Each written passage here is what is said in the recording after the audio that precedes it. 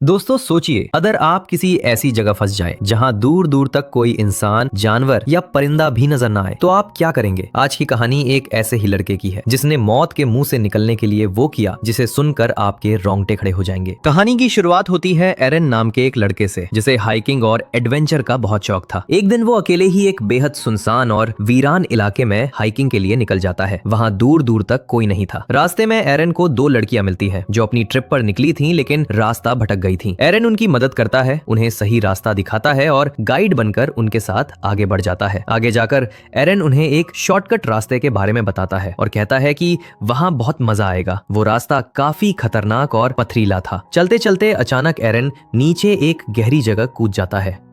दोनों लड़कियां डर जाती हैं कि कहीं उसे चोट तो नहीं लगी, लेकिन तभी नीचे से एरन की हंसने की आवाज आती है। दरअसल नीचे पानी का एक बहुत सुंदर प्राकृतिक पूल था। एरन के कहने पर वो दोनों लड़कियां भी पानी में कूद जाती हैं। मस्ती करने के बाद वो लड़कियां अपने घर के लिए निकलती हैं और एरन अपनी हाइकिंग पर आगे बढ़ जाता है। अलग होने से पहले वो सब एक सेल्फी लेते हैं और लड़कियां एरन को अपनी रात की पार्टी में इन्वाइट करती हैं। एरन उन्हें गुड बाय कहकर पहाड़ों के बीच की संकरी दरारों की तरफ बढ़ जाता है। एरन बहुत खुश था और गाने सुनते हुए आगे बढ़ रहा था, लेकिन तभी दो खतरनाक पहाड़ियों के बीच से नीचे उतरते समय उसका पैर एक बड़े से पत्थर पर पड़ता है जो वहां अटका हुआ था। जैसे ही एरन उस पत्थर का सहारा लेता है, वो भारी पत्थर अपनी जगह से खिसक जाता है। एरन नीचे गिरता है और वो 360 किलो का भारी पत्थर सीधे उसके राइट हैंड के ऊपर आकर गिर जाता है। अब एरन का हाथ दो तंग पहाड़ियों और उस भारी पत्थर के बीच में बुरी तरह फंस चुका था। उसे ज्यादा चोट तो नहीं आई थी, लेकिन हाथ टस से मस नहीं हो रहा था। उसने अपना पूरा जोर लगा लिया पर पत्थर नहीं हिला। वो मदद के लिए जोर जोर से चिल्लाने लगा, लेकिन उन संकरी पहाड़ियों से उसकी आवाज बाहर ही नहीं जा पा रही थी। वहां कोई इंसान तो क्या, कोई परिंदा भी नहीं था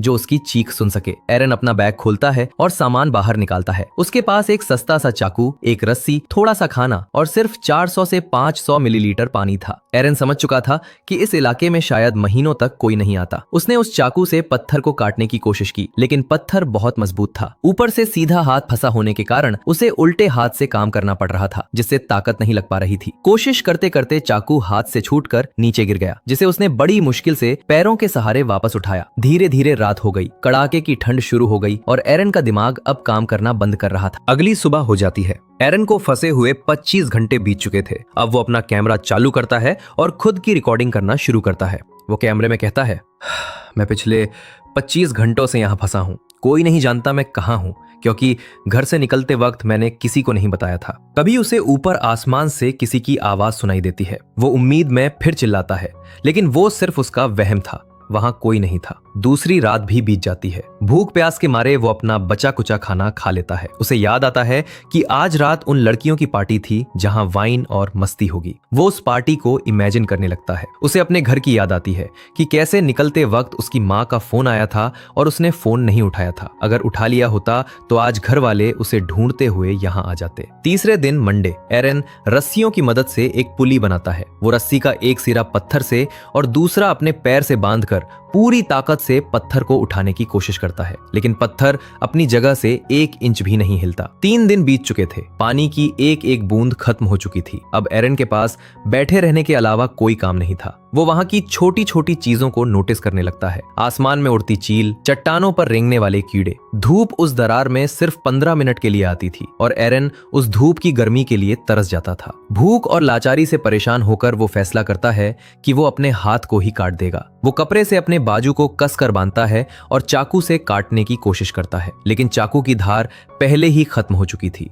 वो उसकी चमड़ी तक को नहीं काट पाता। एरन निराश होकर कैमरे में बोलता है, कभी भी सस्ते टूल्स मत खरीदना। चौथी रात को एरन को अपनी पुरानी जिंदगी, परिवार और दोस्तों की याद आने लगती है। तभी अचानक आसमान में काले बादल छा जाते हैं और तेज बारिश शुरू हो जाती है। पानी उस संकरी जगह में भरने लगता है। एरन खुश होकर अपनी बोतल में पानी भरता है, लेकिन देखते ही देखते पानी का लेवल इतना बढ़ जाता है कि एरन डूबने लगता है। पानी के अंदर वजन कम महसूस होता है, इसलिए एरन पानी में नीचे जाकर उस भारी पत्थर को उठा देता है और उसका हाथ आजाद हो जाता है। वो भागकर अपनी कार में बैठता है और बच जाता है, लेकिन तभी अचानक एरन की आंख खुलती है। दरअसल ये सब उसकी भूख और प्यास से पैदा हुआ एक सपना था। हकीकत में वो अब भी वहीं फंसा था। 5वें दिन भूख, प्यास और कमजोरी के कारण एरन की मानसिक हालत बिगड़ चुकी थी। वो खुद से ही बातें करता, खुद ही हंसता और कैमरे के सामने अपने माता पिता से माफी मांगते हुए कहता है कि वो उनसे बहुत प्यार करता है। अब उसे लगने लगा था कि वो यहाँ से कभी जिंदा नहीं बचेगा। 6ठे दिन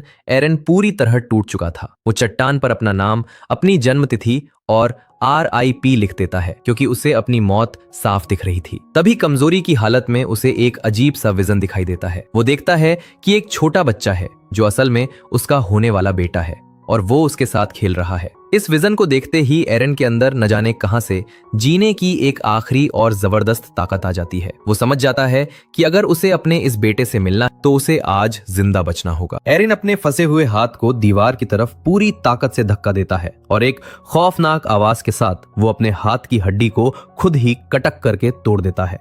इसके बाद वो अपने उसी बिना धार वाले चाकू को अपनी कलाई के मांस के अंदर गहराई तक घोंप देता है और धीरे धीरे नसें और मांसपेशियां काटना शुरू करता है। दर्द की इंतहा हो चुकी थी लेकिन वो रुकता नहीं है। आखिरकार 6 दिनों के खौफनाक दर्द के बाद वो अपने हाथ को शरीर से अलग करके खुद को उस पत्थर से आजाद कर लेता है। जाने से पहले वो पत्थर में फंसे अपने कटे हुए हाथ की एक आखिरी फोटो खींचता है और तड़पते हुए उस माउंटेन पास से बाहर की तरफ रेंगने लगता है। बाहर निकलते ही उसे जमीन पर जमा हुआ बारिश का गंदा पानी दिखता है। 6 दिनों से भूखा प्यास एरन उस गंदे पानी को ही पागलों की तरह पीने लगता है। फिर वो दर्द से कराहते हुए बंजर जमीन पर आगे बढ़ता है। तभी किस्मत से उसे एक परिवार दिखाई देता है जो वहां घूमने आया था। एरन उन्हें आवाज देता है।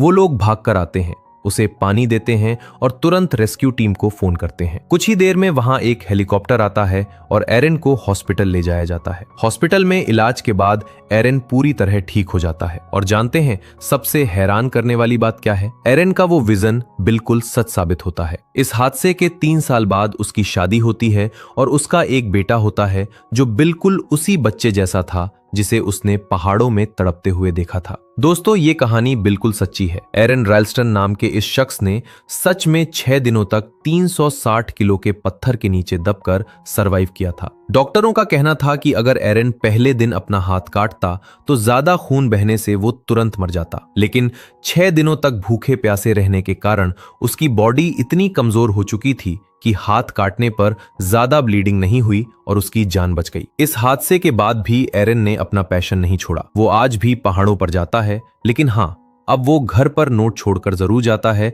कि वो कहां जा रहा है। तो दोस्तों, कभी हार ना मानने वाले इस जज्बे के लिए एक लाइक तो बनता है। आपको ये सच्ची कहानी कैसी लगी कमेंट में जरूर बताएं और अपनी पसंदीदा मूवी का नाम लिखना ना भूले। Thanks for watching.